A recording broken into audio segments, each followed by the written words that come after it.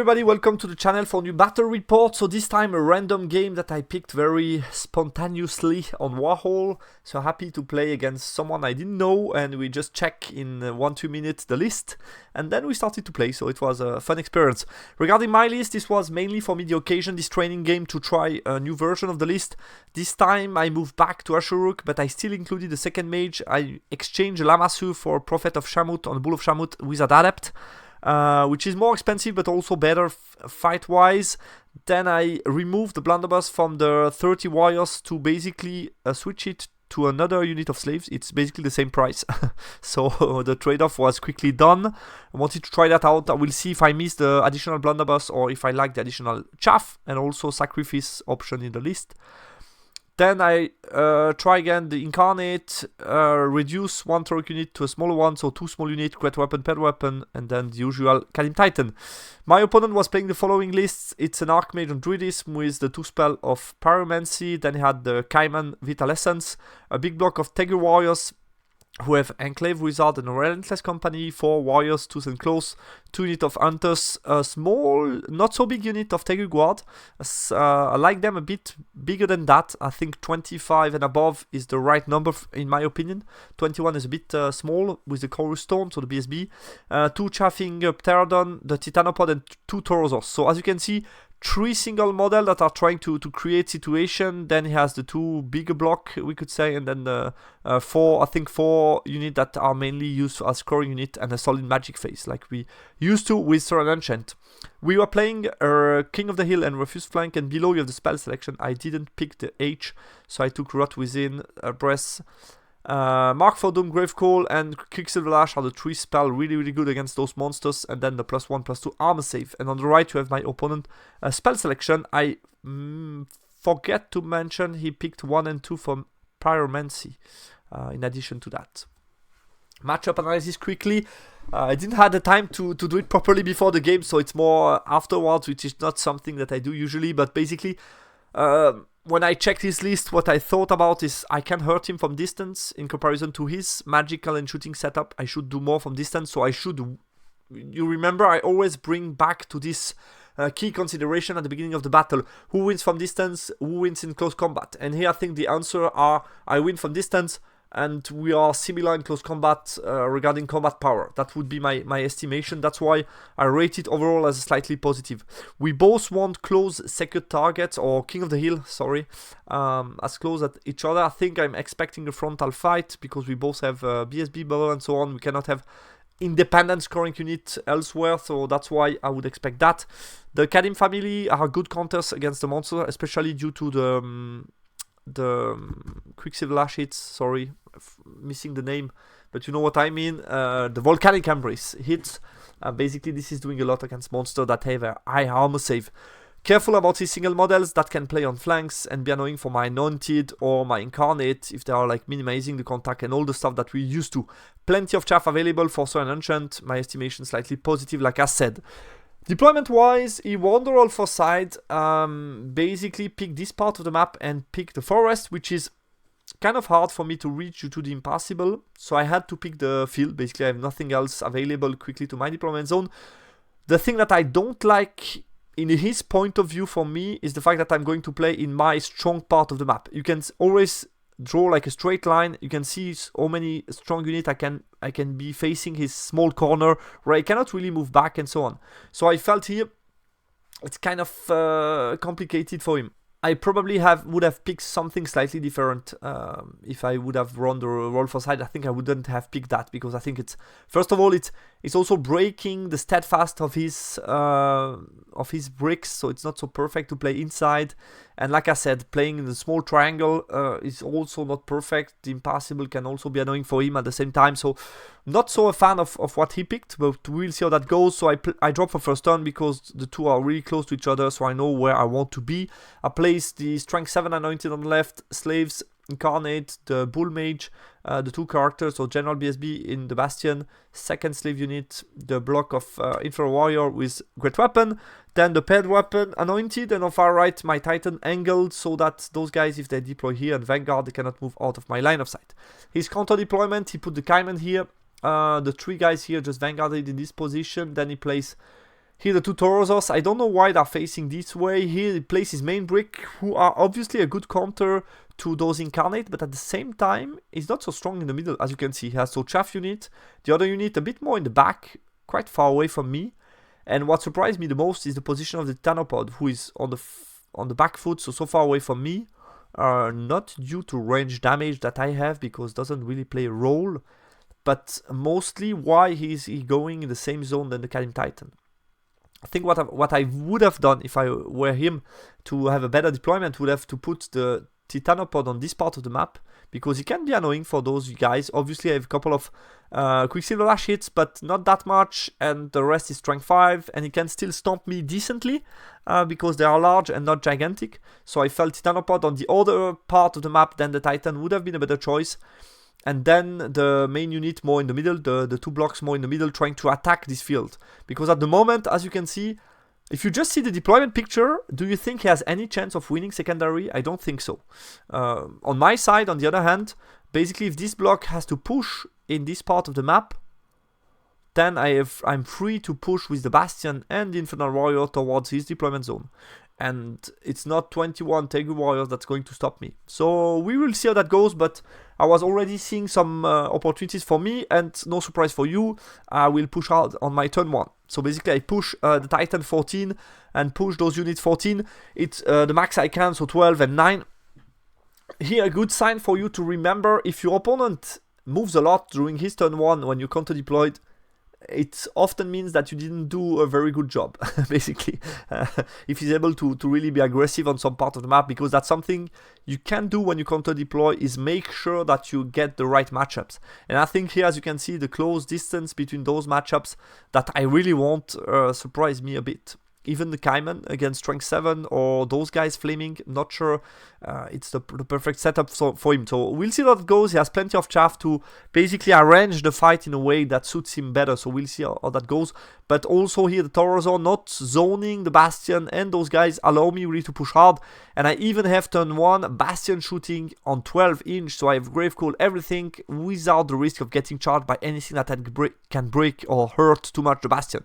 So that was huge. I think here that could have been easily avoided, at least be in the forest and looking forward with the 2 Taurosaur to make me think twice before pushing too much.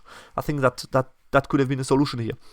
In my magic phase, I have the small card. I try a Quicksilver Lash onto the Taurosaur, which gets dispel, and then I get a Breast Weapon on myself, and I both do Breast Weapon and shooting from the Bastion to reduce this unit. I felt the Taurosaur, I don't know what I can do, and this unit might be problematic on the flank due to the numbers they have, so I start on them. I only kill 4. Maybe a smarter choice would have been to try nevertheless him, because the wounds are more expensive, are more complicated to heal, and so on. So I think it would have been better to target him, I think.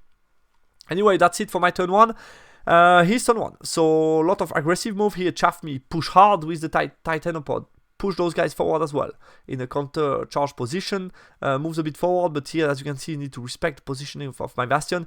He finally repositioned his Taurosaur in better position, I think. Used the Relentless Banner here to go out of line of sight of the Bastion, something that I could have been more careful about, I think. And here activates a chaff and basically takes advantage of what I was saying in the matchup analysis, which is, on my strong flank, I don't have any single model. I have units, and they can easily be blocked or chaff and be kind of out-maneuver. As you can see, can push him to the flank and just be very annoying for me. So we'll see how I find a solution on this flank. Not going to be easy. And those guys just pass the mark check, fly over me, get a couple of sweeping attack. I don't care too much those guys moving in the back, because they cannot really charge anything here. They could deal with the slaves, but nothing else.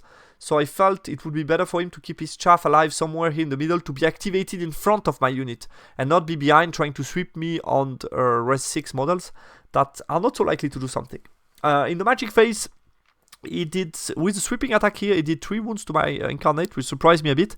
Then he got some buffs on this unit, which I didn't care too much, because I was chaff and the overrun was not so sexy nevertheless.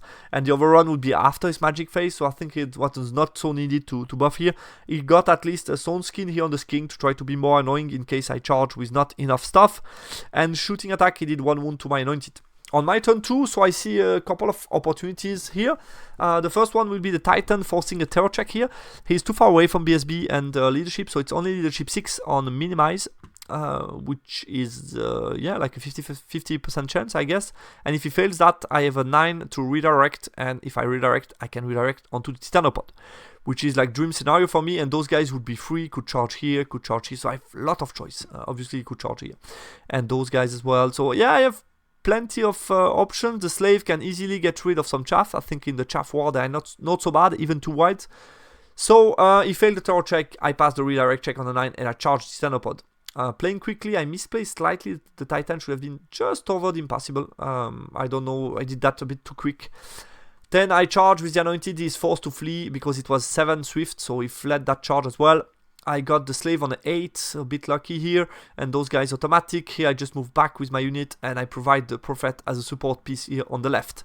I overcommitted a bit the Bastion. I don't know why I come this much forward. I wanted to shoot at him, but when I in the magic phase, I realized that this guy is completely out of the game. So I don't need to waste any resources at the moment with range damage on that. I'm clearly going to target this guy, and to target him, I need to be 12. So I could have been like 4 inch backwards, which would have been more safe. Looking towards what's coming. To be fair, I also forgot that those guys have light troop. I felt they have a high likelihood of being steadfast and blocking those guys, but still I should have been 4 inch backwards because he can choose not to use leadership of BSB and so on. Anyway, magic phase, I got Gravecall on the torso. Didn't roll a lot of hits, but still managed to do 4 wounds, so that was nice. Then I failed Mark for Doom on 3 dice, so it was the big card. Unfortunately, failing the Mark for Doom meant that he was able to dispel the rest of my spell. Then the Bastion, he got, I was expecting maybe I can do 2 wounds, so 6 up, 5 ups, and then he has 6 ups, but he passed 1 armor save, so I do nothing on him. Close combat, the Titan goes really well. I do like 4 wounds total, I think 3 with the grinding and 1 with my attack. He do 2 wounds back, and I have a charge, so he lost by 3, he fails, I run him down. Here, the mistake that I was mentioning before, by doing that so quickly, I was just blocked by the Impassable, so I stop here, which meant if he would have fled, then rally, I couldn't have charged the next round, which is stupid. So I should have been just like half an inch, a bit more to the top, to just not be stopped, and then my pursue move would have put me here, and in case he rally, I can charge and finish him. So yeah, stupid mistakes by playing too quickly. Here those guys broke, they lost by like 2-3, he fled all over here, and here I decided to restrain. And here on the left I won by like 2, he fled. I pursue, I catch him, which is nice because I'm not swift right, so here I'm a bit lucky, and I end up here in the front chaffing this unit, so it's definitely not going bad. He's turn 2, couple of things happening, so he takes the combo charge here, which is obvious, and activate the crystal to make impact it, so I have a counter charge setup. I'm not too afraid of that, but like I said, it's a charge on a 5. If I would have been like 4 inch further away, it's like a 9-10. I think he can take the combo charge if it's that. So not great by me. Also, the BSB could have been on the other side. So yeah, a couple of details not played well. Those guys, they were chaffed. Here charged with the torso. I passed the third check on the 9. He has an overrun on 11. Here took the charge as well. We'll see how that goes. And those guys just reform. He rallies. One was rerollable, the other 2 were non-rerollable, but he rallies all of them, and here just sweep me and stay in the back. But like I said, it's not chaffing me, he's far away from my front line at the moment. He need to pass some hard march checks, so it's not, I think those guys would have been more useful here in the back, and boom, they could have been activated, chaff 2 unit right now, and avoid the counter charge, which would have been much better. In the magic phase, he gets by stand and shoot. I stand and shoot on the guards. I kill 4 of them, so he has only 17 left, which is not bad. I dispelled the big healing everybody. I could have used the Binding Scroll, but I wanted to keep it for later maybe. He got Stone Skin off in the close combat. Doesn't matter too much. I don't expect to do a lot against them. And then close combat, he kills, failed the overrun on 11, so end up just short. The big combat, he wins. He did a good amount of wounds, like 10 something. I passed my rollable check. He has to reform wider to not me getting a flank, so I will get the counter charge here and prepare those guys to get counter charge. I have a couple of stats on the left. He managed to, he whiffed completely. He took the halberd, so he was distracting. I was only hitting on 4+. And wounding on 2+, hitting on 5+, and wounding on 2+, and he was hitting on 4+, and then wounding on 3+, and he did 0 wounds to me. He passes the fear check, which is something a bit dicey, because it's like a 7 non-rollable minimize. So if he failed that one, that changed a lot the stats, but he passes the fear check, but unfortunately he rolled 0 wounds. which is bad because then I have 10 attacks back, 5+, 2+, and then he has only the regen, and I managed to do 2 wounds. So he has a charge, he lost by 1 plus the fear, so it's a check on a 6 minimize. He failed the check, and I'm able to catch him again, and it ended up like this. So as you can see, the picture at the end of turn 2 is not looking not looking good for my opponent. He proposed me to stop the game here, which I think makes sense, because as you can see here on the left, I have a triple charge here. I just have a line of sight of the Anointed on the block, so I can do boom, Anointed the flank, Incarnate the front. It's a charge in the flank, so no spears. I'm going to strike before him and send the bull as well. And this guy is looking at nothing, so I can get rid of them easily. And this combat is basically boom in the front. Those guys can just reform and look here, or just move a bit forward to prepare the counter charge. The Titan can push here, so yeah, he has, I think, no chance here to do to win this game anymore. So it's just a question about how much and how long it's going to take, which makes no sense because it's a training game. So we stop right here. I think makes sense for a training game. Thanks a lot for my opponent to the game. I think if we analyze the game, I didn't write it down here, but I think the key point is I think he misplayed the selection of the map, the pick of the secondary, and the deployment. And obviously, when you miss this type of stuff on a macro level, then you're on the back foot. And as you can see, if you just see the deployment picture, you're already seeing that it's not going to be easy for him. And after that, I wrote it down here, everything worked for me. I mean, every charge, terror check fail, catching, even if I misplace the Titan, I catch him, so everything worked for me. The guy on the left, he fluff, and I break him, I run him down, so everything worked perfectly for me. I was lucky with dice this game. But I think if you want just to point out on stuff that he could have influence, it's first of all deployment and the way the map was cut. I think, like I said, the Titanopod should have been on the other flank. He could have done the block in the middle, and then maybe around the Impassable, playing with the Cayman, could have pushed around the Impassable and then provide some counter charge and stuff, be annoying like he does. So I think he had a better option and just keep his chaff to chaff what's in front of him, to engage favorable combat. I think it's a strength of his list to have 4 chaff available, so use them, not go over my line to do sweeping attack that don't matter too much. Like I said here, risky chaff, leadership 6, yeah. I mean, non-rollable 6 minimize, and if you fail, you lose your Titanopod. It's too risky, in my opinion. On my turn 2, I made a mistake by overcommitting the Bastion. Wasn't necessary at all. Like I said, could have instead 3 or 4 inch backwards and would have been the same outcome without risking his double charge and would have been more in control. It's always what I'm looking for. Risk management, being in charge, being in control of the game, reducing the risk and guaranteeing a secure outcome. Basically, it's what you're looking for when you play in teams game. Not sure I need the Alchemy Mage, who is quite expensive. I think for 460, it's a heavy price to pay. So I think I will look at other options. And to be honest, I think an Ashuruk Master with Magical Heirloom, or even without it, could be enough. Incarnate felt for me uncomfortable again, so they are again out of the list. Yeah, I don't know. Without the musician, you're like, I don't like the matchup that I have in facing me, and I cannot move out of this situation. So I'm like, I'm stuck and I can't do anything. So yeah, again, I'm never feeling comfortable with them, and it's not changing after this game. Yeah, brutal game with a lot of action early on, so it was a fun game, very funny to play. Thanks again to my opponent for the game. Guys, thanks a lot for watching the battle report. I will be trying other lists. I have a tournament at the end of January, which is going to be with a lot of teams from different countries, so it's going to be an interesting one, a team of 4. So I'm still tailoring, fine-tuning my list. I need to continue to try some stuff because the internal balance of Infernal Dwarves is, in my opinion, very good.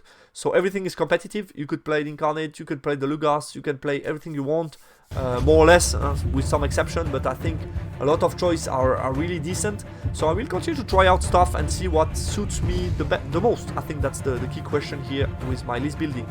Guys, thanks a lot for watching the battle report, and I will talk to you soon on my channel.